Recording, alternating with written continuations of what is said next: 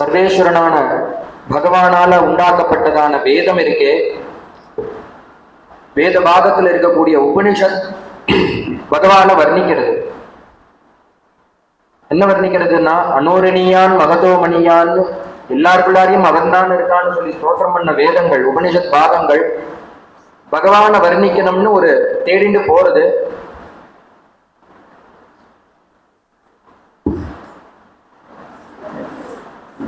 பகவானை எப்படியாவது வர்ணிச்சு விடணும்னு வேதம் வர்ணிக்க தொடங்கி போயிட்டே இருக்கு. எவ்வளோ தேடி போனாலும் பகவான் அந்த வேதத்தால பகவானுடைய ரூபத்தை முழுமையா வர்ணிக்க முடியல. என்ன ஆச்சுன்னா அனிர்வச்சனீயம், அதால சொல்ல முடியல. ஒரு இடத்துல போய் நின்று விடுத்து அந்த பிரம்மத்தினுடைய சொரூபத்தை சொல்ல முடியல. வாச்சாம கோச்சரமா இருக்கு இந்த பிரம்மத்தினுடைய ரூபம். அப்பேற்பட்டதான பகவான் என்ன பண்றாருன்னா, பூர்வ சரித்திரத்துல ராமாவதாரம் பண்ற கரச்சரணங்களோட பகவான் இந்த லோகத்துல சுகதுக்கங்கள் இந்த நிறைந்த இந்த லோகத்துல மனுஷனாக அவதாரம் பண்றார்.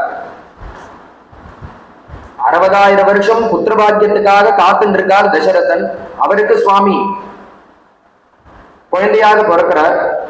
அவர் புத்திர காமேஷ்டி பண்ணதுனால பிறக்கல, பகவான் மனசுல சங்கல்பம் பண்ணியிருக்கார் யாருக்கிட்ட பிறக்கணும்னு பாக்குறார். ததா தசரதம் இருப்போம்னு அவருக்கு மனசுல தோன்றது. சுவாமி மேலேந்து பாக்குறார், அப்ப தசரதன் தான் கண்ணில் படுறார். உடனே அந்த தம்பதிகளுக்கு பகவான் அவதாரம் பண்றார். 11 நாட்கள் ஆன பிறகு அந்த குழந்தைக்கு நாமகரணம் பண்றார். எப்பேற்பட்ட அந்த பகவான பயத்துல தரிச்சா அந்த கௌசல்யன்னா, கம்பர் சொல்றார், ஒரு பகல் உலகையெல்லாம் உதரத்துள் பொதித்து ஒரு மறைக்கு உணர்வு அரும் அவனை அஞ்சன் கருமுகில் கொழுத்து எழில் காட்டும் சோதியை திருவுர பயந்தனள் நிறம்கொள் கோசலை. யார் அவ பயத்துல தரிச்சுட்டு இருக்கா? ராமர அவதாரம் பண்ணிட்டான்னு சுலபமா சொல்ற. எப்பேற்பட்ட மூர்த்தி அவதாரம் பண்ணியிருக்காருன்னு சொன்னாதான புரியும். எந்த மூர்த்தி அவதாரம் பண்ணார்னா, ஒரு காலம் இருக்கு. எந்த காலம்னா, உலகமே பிரளயத்துல முழுகிற ஒரு காலம் இருக்கு. அப்ப யார் இருப்பான்னா பகவான் மட்டும்தான் இருப்பான். சயே கஹா சயே வம்பித், வேதத்தை சொன்னது போல அவன் மட்டும்தான் இருப்பான். இந்த உலகமே ஜலத்துல மூழ்கின்னு இருக்கும். அந்த ஜலத்தை உலகத்துல யாருமே இருக்க மாட்டா, ஜலம் மட்டும்தான் இருக்கும். அந்த பிரளய ஜலத்தை முழுக்க எந்த ஒரு பரம்பொருள் தன்னுடைய வயத்துல அடக்கின்னு இருக்கோ அந்த பொருளை இந்த கௌசல்யா தேவி தன்னுடைய குட்சியில தரிச்சா. அது மட்டுமானா, அருமறைக்கு உணர்வு அரும் அவனை, வேதங்கள்லாம் தேடுறது அவனுடைய ரூபத்தை புடிச்சு விடணும் கஷ்டப்பட்டு தேடுறது. ஆனா அவனை சொல்ல முடியல, முழுமையா சொல்ல முடியாத ஒரு ரூபமா இருக்கா அவன். வேதங்கள் தேடக்கூடிய சரணம் அந்த மூர்த்தி என்னாச்சுன்னா இவளுடைய கர்ப்பதாரணத்துல வந்து இருக்கார். அது மட்டுமானா, எப்பேற்பட்ட ரூபமுடையவன்னா அஞ்சன கருமுகில்கிறார். மை எப்படி கருப்பா இருக்கோ அது போல நீலமேக சாவனாக இருக்கக்கூடியதான அந்த ராமர் இருக்காரே, அந்த பிரபு எங்க இருக்காருன்னா வேதம் தேடுறது பிரளய ஜலம் அவர் வயத்துக்குள்ள இருக்கு. அந்த கருத்த திருமேனி கொண்ட அந்த நீலமேக சாவனான ராமன் எங்க இருக்கான்னா அந்த கோசலை அம்மாவுடைய உதரத்துல இருக்கா. அப்பேற்பட்டதான பிரபு இங்க அவதாரம் பண்றாருங்கிறார் கம்ப நாட்டாழ்வார். 11வது நாள் எல்லாரும் நாமகரணம் பண்றா. அந்த குழந்தைக்கு என்ன பேர் வைக்கிறதுனே புரியல வெங்கடாச்சாரியாளுக்கு. ஏன்னா இவனுக்கு அநேக நாமம் இருக்கு, எந்த பேரை வைக்கிறதுன்னு யோசிச்சு பார்த்தா தாரக நாமாவான அந்த ராமன்கிற அந்த நாமத்தை வைக்கிறார். என்ன அதுல சிறப்புன்னா, அஷ்டாட்சரம் பஞ்சாட்சரம் சேர்ந்த ஒரு கலவையான ஒரு நாமம் அது. அந்த நாமத்தை வச்சிருக்கார். அந்த ராமா என்ன பண்ணும்னா தாரக நாமாங்கிற எதை நம்மள தரணம் பண்ணி வைக்கும்னா, நன்மையும் செல்வமும் நாளும் நல்குமே, திண்மையும் பாவமும் சிதைந்து தேயுமே, ஜென்மமும் மரணமும் இன்றி தீருமே, இம்மையே ராமா என்ற 2 எழுத்தினான்கிறார். 2 வார்த்தை தான், ஆனா அது எப்பேற்பட்ட மகத்தான பலனை கொடுக்கும்ங்கிறார். ஸ்ரீமத் பாகவதத்துல சொல்லும் போது தாட்சாயினி சொல்றா, 2 எழுத்து தான் என்னுடைய பிரபுனுடைய நாமம். யத்சரம் நாம கிரேரிதம் த்ருணாம் சக்ருத் பிரசங்காத் அகமாசு வந்திதத். 2 எழுத்து தான், ஆனா அந்த நாமா என்ன பண்ணும்னா சக்ருத் பிரசங்காத் ஒரு தடவை சொன்னா போரும். அகமாசு வந்திதத், நீ பல ஜென்மங்கள்ல பண்ணின பாபம் இருக்கே, அந்த நாமத்தை அந்த பாவத்தை போக்கிவிடும். ஒரு தடவை பண்ணினா போக்குமான்னா, ஒரு தடவை சொன்னா போகுமான்னா போக்கிவிடும். அதற்கு எதிராக பிரமாணம்னா ஹரதத்த சிவாச்சாரியால் ஒரு மகான் கஞ்சனூர்ல அவதாரம் பண்றார். அவர் இருக்கிற காலத்துல சமகாலத்துல ஒரு திருடன் என்ன பண்றான்னா, அவனுடைய தொழில் திருட்டு. திருடுறதுக்காக ஒரு வீட்டினுடைய கொல்லப்பத்தை ஏறி குதிக்கிறான். குதிக்கிற காலத்துல வக்கல் போர் நினைச்சு குதிச்சுட்டான். அங்க குதிச்சது என்ன எடுந்தது அந்த குதிச்ச இடத்துலன்னா, அன்னைக்குதான் பிரசவிச்சு ஜனிச்சு இருந்த ஒரு கண்ணு குட்டி அங்க கீழே படுத்துட்டு இருக்கு. அது தெரியாதபடிக்கு அவசரத்துல அந்த திருடன் குதிச்சுட்டான். குதிச்சா என்ன ஆகுதுன்னா, அந்த கண்ணுக்குட்டியினுடைய கழுத்துல கால வைக்கிறான், அது மரிச்சு போயிடுறது. இது தெரியறது. தெரிஞ்சோன்னா பயம், பாபத்துல நம்பிக்கை இருக்கிறதுனால அதுல ஒரு பயம். பெரிய ஒரு கோபத்திங்கிற ஒரு பெரிய பாவத்தை பண்ணிவிட்டோமே, இதற்கு விமோசனம் கிடையாது, என்ன பண்ணலான்னு அங்கங்க விசாரிக்கிறான். உடனே எல்லாரும் ஏகோபிச்சு என்ன சொல்றான்னா, இதற்கு உனக்கு பரிகாரம் கிடைக்கணும்னா நேரா தஞ்சனூர் போ. வைஷ்ணவ குலத்துல பிறந்திருக்காரு, ஆனா பரமேஸ்வரன்ட்டு அப்படி ஒரு ஈடுபாடு. அவர்கிட்ட போனேன்னா இதற்கு ஒரு வழி கிடைக்கும்ங்கிறா. உடனே அங்க இங்குமா அலைஞ்சு தெரிஞ்சு அந்த அவரை பாக்குறதுக்காக அந்த கஞ்சனூர் கஷேத்திரத்துக்கு வரார். இந்த திருடன் வரான். அங்க இருந்து விசாரிக்கிறா, இதுதான் இடம்னு காமிக்கிறா. இந்த வீட்டுக்கு போய் பாருங்க, அவர் இருப்பாருங்கிறா. உடனே அந்த திருடன் அந்த அட்ரஸ் விசாரிச்சு ஆத்துக்கு வரான். வந்தோடனே என்ன பண்றான்னா, குனிஞ்சு போக பாக்குறா. போற காலத்துல தரையில இடிச்சு கொடுத்த அந்த வாசப்படி இல்ல இரடி எடுத்து, எது ரெண்டுத்துல ஏதோ ஒரு காரியம் நடக்கிறது. அவன் அறியாம வாக்குல என்ன வந்ததுன்னா சிவ சிவா. அவன் அறியாம ஒரு நாமத்தை சொல்லி விடுறான். சொல்லணும்னு சங்கல்பம் கிடையாது, ஆனா தெரியாம வாக்குல வந்துருக்கு இந்த நாமம். இவன் எதிர்பார்த்து வந்திருக்கிறது இந்த ஹரகத்திற்காக. உடனே பார்த்தாரு, உள்ளேந்து ஒருத்தர் வர. எதோட வர்றாருன்னா, கையில பூர்ண கும்பம் இருக்கு. அதை தவிர ஒரு சொம்புல தீர்த்தம், ஒரு பாதத்தை அலம்புறதுக்காக ஒரு தட்டு, சந்தனம், குங்குமம், புஷ்பம் எல்லாத்தையும் எடுத்துன்னு ஒருத்தர் வர. இவரை பார்த்தோன்னு இந்த திருடன் கேட்கிறான், நீங்க இங்க நான் ஹரதத்த சிவாச்சாரியால பார்க்க வந்திருக்கேன், அவர் இருக்காரான்னு கேட்கிறார். அவரை இவர் பேசவே விடல. கரகரன்னு இங்க உட்காருங்கன்னு சொல்லி உட்காத்தி வச்சுட்டு பாதத்தை நன்னா கரகரன்னு தேய்ச்சி அலம்பி விட்டு அந்த ஜலத்தை எடுத்து தானும் புரோக்ஷணம் பண்ணிட்டு அந்த புஷ்பத்தை போட்டு, சந்தனத்தை எடுத்து புஷ்பத்தை போட்டு நமஸ்காரம் பண்ணி நிற்கிறார். இவருக்கு வந்த திருடனுக்கு பயம் வந்து எடுத்தது. ஏன்னா தானே ஒரு பாபத்திலேருந்து பரிகாரம் என்னன்னு தேடி வந்திருக்காரு. இவர் என்னடான்னா தன்னுடைய காலை போய் தொடராரு. இவர் யாருன்னு வேற தெரியலையேன்னு பயந்துட்டே, நீங்க யாரு, அதுவும் ஏன் காலை ஏன் நீங்க தொடரே பயந்துட்டே கேட்க, அவர்தான் அப்பதான் அவர் சொல்றாரு, நீ எதற்காகப்பா வந்திருக்கேன்னா, நான் இது போல கோவதம் பண்ணிவிட்டேன், அதுக்கு பரிகாரம் கேட்டேன், எல்லாரும் உங்களை தான் பார்க்க சொன்னா, அதற்காக தான் இந்த ஹரதத்தை சிவாச்சாரியால தேடி வந்திருக்கேன், இந்த வீடுன்னு தான் சொன்னான், அதற்காக தான் வந்திருந்தார். அவர் சொன்னார், எல்லாரும் சொல்லக்கூடிய அந்த ஹரதத்தர் நான் தான். உடனே அவருக்கு நடுக்கம் கண்டு போயிடுது. யாருக்கா பாக்குறதுக்காக வந்திருக்கோமா, அந்த மகான் கண்கால பிடிச்சிட்டு இருக்காருன்னு. பயப்படாதன்னு சொல்லிட்டு அவர் சொல்றாரு, நீங்க ஏன் என் கால பிடிக்கிறது, நானோ திருடன், பாப பரிகாரம் தேடி வந்திருக்கேன், நீங்க போய் என் கால பிடிக்கலாமான்னார். என்ன பாபம் பண்ணேன்னா, கோவதம் பண்ணினேன்னா, உன் கணக்குல இப்ப பாபமே கிடையாது. ஏன் கோவதம் பண்ணது என்ன ஆச்சுன்னா, நீ பண்ண பாபம் அத்தனையும் அந்த ஒரு நாமால போயிடுது. ஒரு நாமால நீ 2 நாமா சொல்லிட்ட, ஒரு நாமால அந்த பாபமும் போய் மற்றொரு நாமா உனக்கு பேலன்ஸ் இருக்கு. அதுக்கு பகவான் உனக்கு ஏதாவது கிருபை பண்ணியே ஆகணும்.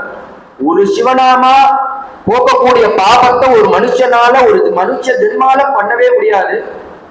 அப்பேற்பட்டதான நாமா எத்வச்சரம் நாம கிரேரிதம் நிருணாம். அது பல தடவை சொல்ல வேண்டாம். சகிர் பிரசங்காதகமாசுஹந்தி தத் பவித்ர கீர்த்திம் தமலங்கிய சாசனம் பவானகோத்வேதி சிவம் சிவேதரஹா. அப்பேற்பட்டதான என்னுடைய பிரபுனிடத்துல துவேஷம் பண்றேன்னு தாட்சாயினி ஸ்ரீமத் பாகவதத்துல சொல்றா. அது சிவநாமத்துக்கு உண்டான பெருமை. அதுபோல இந்த ராமநாமத்துக்கு என்ன பெருமைன்னா, தாரக நாமம். என்ன செய்யும் இந்த நாமன்னா, நன்மையும் செல்வமும் நாளும் நல்குமே. பணம் வரணும், எப்படி இருக்கணும்னா அர்த்தாகமோ நித்தியம்ங்கிறது வேறு. உனக்கு நம்மளுக்கு பணம் நித்தியபடி வந்துட்டே இருக்கணும். அது எது கொடுக்கும்னா இந்த நாமம் தான் கொடுக்கும். நன்மையும் செல்வமும் நாளும் நல்குமே, திண்மையும் பாபமும் சிதைந்து தீருமே. பணம் டெய்லி வரணும், பாபம் டெய்லி வரக்கூடாது. பாபம் அன்னன்னைக்கு கழிஞ்சுட்டே இருக்கணும். தெரிஞ்சோ தெரியாமலோ செய்யக்கூடிய பாபங்கள் அன்னன்னைக்கு கழியணும். அது எப்படி கழியும்னா, இது போல பகவன் நாமாவை சொன்னா அதெல்லாம் சிதையும். சிதைந்து தேயுமே, ஜென்மமும் மரணமும் இன்றி தீருமே. எதற்காக இவ்வளவு கஷ்டப்படுறோம் நம்மன்னா, எல்லா ஜீவராசிகளுக்கும் என்னன்னா, பிறந்துட்டோம், இனிமே என்ன ஒரு லட்சியம் இருக்கும்னா, பிறக்கிறதுக்கு முன்னாடி கர்ப்பத்துல இருக்கும் போது அந்த குழந்தையா இருக்கிற காலத்துல அந்த குழந்தை பிரார்த்தனை பண்ணுமா, கர்ப்பத்துல இருக்கக்கூடிய சிசு பிரார்த்தனை பண்ணும், தெரிஞ்சோ தெரியாமலோ நான் ஜெனிக்க போறேன், இனிமேல் கொண்டு எனக்கு இந்த இந்த ஜென்மா வேண்டாம். ஏன்னா அந்த கர்ப்பத்துல அந்த குழந்தை அவ்வளவு கஷ்டப்படும். பூமியை தொடாததுனால ஞானம் இருக்கும் அந்த குழந்தைக்கு. அந்த குழந்தை அப்ப பிரார்த்தனை பண்ணும், இனிமேல் கொண்டு எனக்கு கர்ப்பவாசம் வேண்டாம், நான் பிறக்க வேண்டாம்னு பிரார்த்தனை பண்ணும். கர்ப்பத்துல இருக்கிற காலத்துல பூமியை தொட்டோன்னு என்ன ஆச்சுன்னா, சுகதுக்க யோகோ தொந்தடிமித்த யோகம். இந்த பூமியை எல்லாம் கலந்து கட்டி இருக்கு. இந்த பூமியை தொட்டோன்னு என்ன ஆகும்னா அந்த ஞானம் போயிடும், அஜ்ஞானம் மேலிட்டு சாதாரணமா எல்லா ஜனங்கள் பிரகிருத்தியில எல்லாம் இந்த லோகத்துல எல்லாரும் எப்படி இருக்காலோ அது போல ஆயிடும் இந்த குழந்தை. ஆனா பிறக்கிற காலத்துல ஒருத்தனுக்கு ஞானம் இருக்குமா, 1,08,00,000 ஜென்மான்னு சாஸ்திரம் சொல்றது.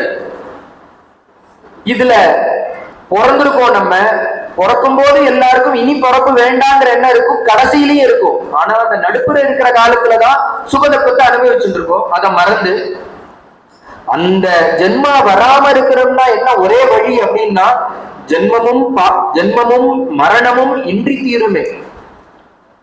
அந்த மரணத்தை போக்கும். மரணத்தை போக்கும்னா என்ன அர்த்தம்னா, மரண பயத்தை போக்கும்.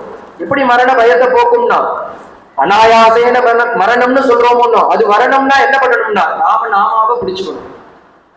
எப்படி இருக்குன்னா, வந்து யமதூதர் வளைத்து பிடித்தனை வாவென்று அழைத்திடும் போதுங்கிறார். என்ன பண்ணுவான் அவன், வந்து என்ன உங்ககிட்ட வந்து ஆசையா பேசி தட்டி கொடுத்து சொட்டு கொடுத்து கூட்டிட்டு போவானா, பயமுடுத்துவான். வந்து யமதூதர் 2 பேர் வருவான்னு இருக்கு, வருவா, வந்து என்ன பண்ணுவா, வளைத்து பிடித்தனை வாவென்று அழைத்திடும் போது ஈட்டி முதலிய சூலாயுதங்கள், ஈட்டி முதலிய ஆயுதத்தை வச்சு குத்துவான். சர்வ மர்மச்சேதகோ மிருத்யுங்கிற, எந்த இடம்லாம் வலிக்குமோ அந்த இடமா பார்த்து குத்துவான். அவனுக்கு கருணையே கிடையாது, அப்படி குத்துவான்.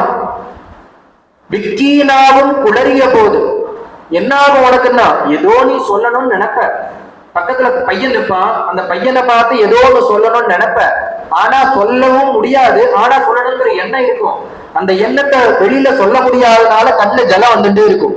விக்கீனாவும் குளறிய போது, பக்கத்துல இருந்து பந்துக்கள்லாம் என்ன சகசரநாம சொல்ல போறாளா இல்ல ராமநாமா சொல்ல போறாளா, எந்த நாமத்தை சொல்லுவா, ஒன்னும் சொல்ல மாட்டா. என்ன செய்வான்னா, பக்கத்துல நின்று அப்பா என்கிட்ட நிறைய சொத்துக்கள்லாம் இருக்கு, பிரிச்சு கொடுக்குறேன்னு சொன்னாரு, ஆனா ஒண்ணுத்தையுமே பங்கிடு பண்ணாம அவர் சீக்கிரம் கிளம்புறாரு அப்படிங்கிற ஒரு எண்ணம் தான் இருக்குமே தவிர, அவருக்கு மோட்சத்துக்கு என்ன உபாயம்னு தேட மாட்டா யாரும்.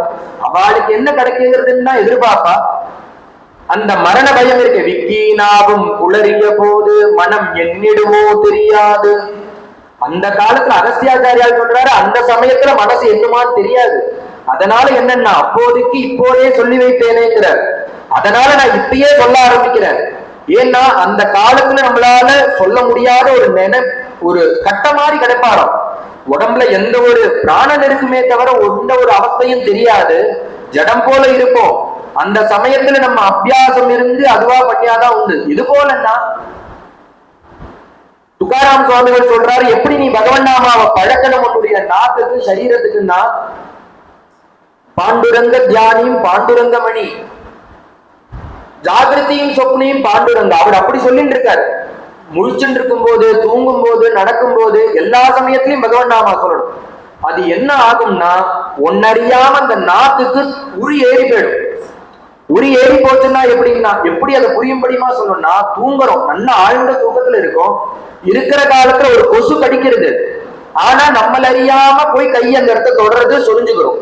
எப்படின்னா பழக்க தோஷம். நம்ம இத்தனை ஜென்மாவா கொசு அடிச்சு சுரிஞ்சு பழக்கப்பட்டு இருக்கோம். அதனால நம்மள அறியாம தூக்கத்துல இருந்தாலும் இந்த கை போய் வேலையை பார்க்கறது. அது போல அந்த துக்காராம சுவாமிகள் சொல்றார், நாமத்தை சொல்லி சொல்லி உன் நாக்குக்கு தழும்பு ஏத்தி விடு. அபியாசத்தை ஏத்திட்டேன்னா நீ என்னைக்கோ ஒரு நாள் கட்ட மாதிரி கிடக்கிற காலத்துல ஒன்னறியாம இந்த நாக்கு பகவன் நாமாவை சொல்லும். அதற்கு நீ என்ன பண்ணணும்னா அப்ப போய் பண்ணிக்கலாம்னு நினைக்க கூடாது. ஏன்னா அப்ப சொல்ற காலத்துல உன்னை மிருத்யு ஃப்ரீயா விடமாட்டான். அவனுடைய பிரகலாத சுவாமி சொன்னார், நான் இன்னைக்கு பகவன் நாம சொல்லல, கௌமாராச்சரேத் பிராஜ்ஞா தர்மான் பாகவதானிக துர்லபம் மானுஷம் ஜன்மா ததபி அத்ருவமர்த்ததம். சாஸ்வதம் இல்லாத அந்த மனுஷ ஜென்மா இது நம்மளுக்கு கிடைச்சிருக்கு. ஆனா அர்த்தமில்லாத ஒரு ஜென்மா. ஆனா பகவானுடைய சரணத்தை பிடிச்சிருந்தோம்னா அது அர்த்தவத்தா பண்ணிக்கலாம். அது உன் கையில தான் இருக்கு. அழியக்கூடியதான சரீரம். ஆனா பகவன் நாமாவை பிடிச்சிருந்தோம்னா, அவருடைய திருவடியை பிடிச்சிருந்தோம்னா அழியாத ஒரு பகவன் சாஸ்வதமான வைகுண்டத்தை இந்த ஜென்மாலேயே அடைய முடியும் ஒன்னால. அதை யார் பண்ணிக்கலாம்னா நீதான். அந்த முயற்சி நீதான் பண்ணணும். கௌமார ஆச்சரேத்ரா, சின்ன வயசுலயே பகவன் நாமாவை சொல்லி கொடுத்தார். இல்ல சார் எனக்கு இப்பதானே சின்னவனா இருக்கேன், இன்னும் கல்யாணம் ஆகல, குழந்தை பிறக்கல, உத்தியோகம் இப்பதான் கிடைச்சிருக்கு, இப்ப எல்லாத்தையும் அனுபவிச்சு விட்டு ஒரு 60 வயசுக்கு அப்புறம் நான் ஃப்ரீயா இருக்கிற காலத்துல, ரிட்டையர்மெண்ட் காலத்துல பகவன் நாமா சொல்லலாமன்னா நீ சொல்லலாம். ஆனா உன்னை அந்த காலம் வர இந்த மிருத்யு விட்டு வைக்கணுமே. அவன் என்ன உனக்கு ஷண்டகனா இல்ல மச்சினனான்னு கேட்கிறார் பிரகலாத சுவாமி. நீ இருக்க எப்ப ஒன்னு அவன் சாப்பிட போறான்னு தெரியல. உன்னுடைய கழுத்து பின்னாடி நிற்கிறான். அவன் இருக்கிற காலத்துல பகவன் நாமாவை சொல்லி புண்ணியத்தை சேர்த்து வச்சு அந்த அபியாசத்தையும் பழகிட்டோமே ஆனால் கடைசி காலத்துல கட்ட மாதிரி இருக்கிற நேரத்துல நம்மள அறியாம நம்ம நாட்டை அந்த நாமாவை சொல்லும். ஜென்மமும் மரணமும் இன்றி தீருமே அப்படி சொல்லிட்டோமானா, அந்த பிரஜை இல்லாத காலத்துல இந்த நாமாவை சொல்லிட்டோமானா திருப்பி பிறப்பே கிடையாது. என்ன பண்ணா டைரக்டா மோட்சம் தான், வைகுண்டம் தான் உனக்கு. அதை எது கொடுக்கும்னா இந்த ராமநாமா கொடுக்கும். இன்மையே அது எதுன்னா இந்த ராமா என்று 2 எழுதினாங்கிற பேர்பட்டதான் அந்த தாரக நாமாவை இந்த வசிஷ்டாச்சாரியால் அந்த ராமனுக்கு வைக்கிறார். லக்ஷ்மண பரத சத்ருக்னால் மித்தி எல்லா குழந்தைகளுக்கும் பேரை வைக்க ராமாவதாரம் நாமகரணம் சொல்லி மேல அந்த குழந்தைகள் வளர்ந்துருக்கா. வில்வித்த படிப்பு, வேதங்கள், வில்வித்த, குதிரையேற்றம், யானை ஏற்றம் முதலிய எல்லா இந்த கத்திரிய சிசுக்களுக்கு என்னென்னலாம் வேணுமோ எல்லாத்தையும் அபியாசம் பண்ணிட்டு வர அந்த குழந்தைகள். ராமாவதாரத்துல என்னன்னா, ராமாயணத்துல எப்படின்னா கிருஷ்ணாவதாரத்துல 90 அத்தியாயங்கள் விஸ்தாரமா சொல்லிவிட்டார். குழந்தை பிறந்ததுல இருந்து, கிருஷ்ணாவதாரத்துல குழந்தை பிறந்ததுல இருந்து சுவாமி மண் தின்னது, மிருத்பக்ஷணம், வெண்ணை திருடினது, எந்தெந்த ஆத்துக்கு போய் எப்படி எப்படி எல்லாம் திருடினார்.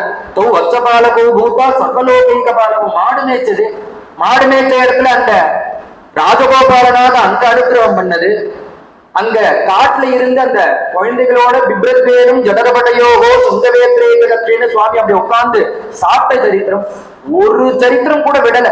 கிருஷ்ணாவதாரத்துல இந்த 90 அத்தியாயத்துல குழந்தை பிறந்த அன்னையில இருந்து 7வது நாள் அந்த பூதனை வந்ததுல இருந்து ஆரம்பிச்சு எல்லா கதையும் சுகாச்சாரியால் ஒண்ணு விடாம வர்ணிச்சுட்டு இருந்துட்டார். ஏன்னா பிரஷ்னத்துக்கு தகுந்த மாதிரி கதை சொல்லுவார். இந்த பரீட்சத்தை என்ன பண்ணான்னா 9வது ஸ்கந்தம் பூர்த்தி ஆன உடனே ராமாவதாரத்தையும் சொல்லி கிருஷ்ணாவதாரத்தையும் சொல்லி தியானத்துக்கு போயிட்டார் சுகாச்சாரியர். உடனே பார்த்தார் பரீட்சத்துக்கு கவலை வந்துருக்கு. ஏன்னா என்ன கர்ப்பத்துல நான் எதை நம்பி இங்க வந்திருக்கேன், கங்கா தீரம் ஓடி வந்திருக்கேன், உங்ககிட்ட கதை கேட்கணும்னு வந்திருக்கேன். எதை நம்பி வந்திருக்கேன்னா கங்கையை நம்பி வந்திருக்கேன், மற்றொன்று உங்களுடைய வாக்கை நம்பி வந்திருக்கேன், மகான்களை நம்பி வந்திருக்கேன். அந்த கிருஷ்ணனுடைய சரணத்தை நம்பிதான் நான் இங்க வந்திருக்கேன். வந்தப்புறம் தெய்வம் தேடல, தெய்வத்தை பிக்ஸ் பண்ணிட்டு தான் நான் இங்க வரவே வந்திருக்கேன். அதனால அந்த கிருஷ்ணனுடைய சரித்திரத்தை எனக்கு நீங்க சொல்லணும். சுருக்கமா சொல்லிவிட்டு, சுருக்கமா சொல்லக்கூடாது, விஸ்தாரமாக சொல்லணும். அவர் அப்பயும் கண்ண துறக்கல. எந்த சரித்திரம்னா எங்க தாத்தாக்களை ரட்சணை பண்ணதே அந்த சரித்திரம். அப்பயும் சுகாச்சாரியால் கண்ண துறக்கல. தாத்தாவுதான ரட்சணை பண்ணது, உனக்கு என்னன்னு கேட்காத, என்ன எங்க அம்மாவை ரட்சணை பண்ணது, எங்க அம்மாவை மட்டுமானா என்னையே ரட்சணை பண்ண சரித்திரம். ஏன்னா கர்ப்பத்துல போய் பாகி பாகி மகாயோகின்னு அவன் அம்மா ஸ்தோத்திரம் பண்றா. பகவான் என்ன பண்றாரு, கதையை எடுத்துட்டு சங்கரத்தை கதையை எடுத்துட்டு அஸ்திரதேவஸ்வ கதையான உள்ள போய் கர்ப்பத்துல இருக்கக்கூடிய அந்த 7 மாச சிசுவான பரீட்சித்தை காப்பாத்துறாரு பகவான். அத சொல்றாரு இங்க பரீட்சித்து. என்னையும் ரச்சனை பண்ணதான அந்த கிருஷ்ண சரித்திரத்தை நீங்க எனக்கு விஸ்தாரமாக சொல்லணும்னு இப்படி எனக்கு இந்த கதையில அலுப்பு வந்துடுதுன்னு நினைச்சு நீங்க நினைக்காதீங்க, எனக்கு கதையில அலுப்பே கிடையாது. இல்ல பசிதாகம் வந்துடுது, நான் ஞானி, எனக்கு பசிதாகம் கிடையாது. உனக்கு பசிதாகம் இருக்கும், நீ ராஜா தானே போய் சாப்பிட்டுவான்னு இடைவெளி கொடுக்குறீங்கன்னா அதுவும் எனக்கு தேவையில்லை. வந்து 7 நாள் 6 நாள் ஆச்சு, 5 நாள் பூர்த்தி ஆகிட்டு, 6வது நாள் இது. போட்ட கால பிறட்டான்னு நானும் கதை கேட்டு இருக்கேன். யாரு கதை கேட்கிறான்? நான் கதை கேட்கிறேன். ஏன் நான் சொல்றான்னா, எதற்காக இந்த கங்கா தீரம் வரும்படியா ஆச்சுன்னா, ஒரு பசிதாகம் மேலிட்டு ஒரு மரிச்ச பாம்பு எடுத்து அந்த ஷமீகர்ங்கிற ரிஷியினுடைய கழுத்துல போட்டு அவருடைய பிள்ளையான சிருங்கிங்கிறவர் சபிச்சார். அதனாலதான் இந்த பாவமே, அந்த சாபமே அவருக்கு வந்தது. நான் கங்காதீரை எதற்கு ஓடி வந்தேன்? புண்ணியம் உண்டு புருஷார்த்தம் உண்டுன்னு ஓடி வரல. சாபம் வந்துடுது. சாபம் வந்து ஜீவன் போக போறது. ஜீவன் போற காலத்துல பரலோகத்துக்கு என்ன கத்திட்டு தேடிட்டு இருந்தேன். அப்பதான் கங்கையை நம்பி உங்க மகான்களை நம்பி வந்தேன். பசியினுடைய தாகத்தினுடைய பசியினுடைய துக்கம் எனக்கு, அதனுடைய கஷ்டம் எனக்கு நன்னாவே தெரியும். அதனாலதான் அதுக்காக நீங்க எனக்கு இடைவெளி கொடுக்க வேண்டாம். அதை நம்பி நான் அது எனக்கு எதுவும் பண்ணாது. அந்த பசிதாகமும் போறது போல நீங்க ஒரு அமிர்தத்தை எனக்கு கொடுத்துட்டு இருக்கேன். பிபந்தம் தொன் முகாம்போஜாது சுதம் ஹரிகதாமிருதம், பகவத் குணங்கிற ஒரு அமிர்தத்தை எனக்கு நீங்க வருஷனை பண்ணிட்டு இருக்கேன். அதை சாப்பிட்டு இருக்கேனால அதனால எனக்கு பசியும் இல்லை, தாகமும் இல்லை, தூக்கமும் இல்லை, சரீர களைப்பு எதுவுமே இல்லை. அதனால மேல நீங்க விஸ்தாரமாக இந்த கிருஷ்ணனுடைய சரித்திரத்தை சொல்லணும்னு பிரார்த்தனை பண்ண. 13 ஸ்லோகங்கள்ல பிரஷ்னம் பண்ண. 13 ஸ்லோகங்கள் பிரஷ்னம் பண்ணதுனாலேயே எத்தனை அத்தியாயம் கிருஷ்ணாவதாரம்னா 90 அத்தியாயங்கள் கிருஷ்ணாவதாரம் விஸ்தாரமாக சொல்றார் சுகாச்சாரியர். பாலலீலையில ஒண்ணு கூட விடல. ஏன்னா இந்த பிரஷ்னம் அப்படி இருக்கு, அதனால கதை அதுக்கு தகுந்த மாதிரி இருக்கும். 90 அத்தியாயங்கள் விஸ்தாரமாக குழந்தை விளையாடுனதுல இருந்து ஒரு லீலையை விடாதபடிக்கு சொல்லி இருக்க. இங்க ராமாயணத்துல ராமாவதாரம் எப்படின்னா, ராமனுடைய பிறந்தாருங்கிறார். அடுத்தது என்னன்னா, சற்றே வேதவிதூராக நேரா படிப்புக்கு போயிட்டான். படிப்பெல்லாம் முடிச்சாருன்னு சொல்றார். பாலலீல எதுவுமே சொல்லல. அடுத்தது நேரா எந்த கதைன்னா, நேரா சுவாமி விவாகம் சீதா கல்யாணத்துக்கு போயிட்டார்.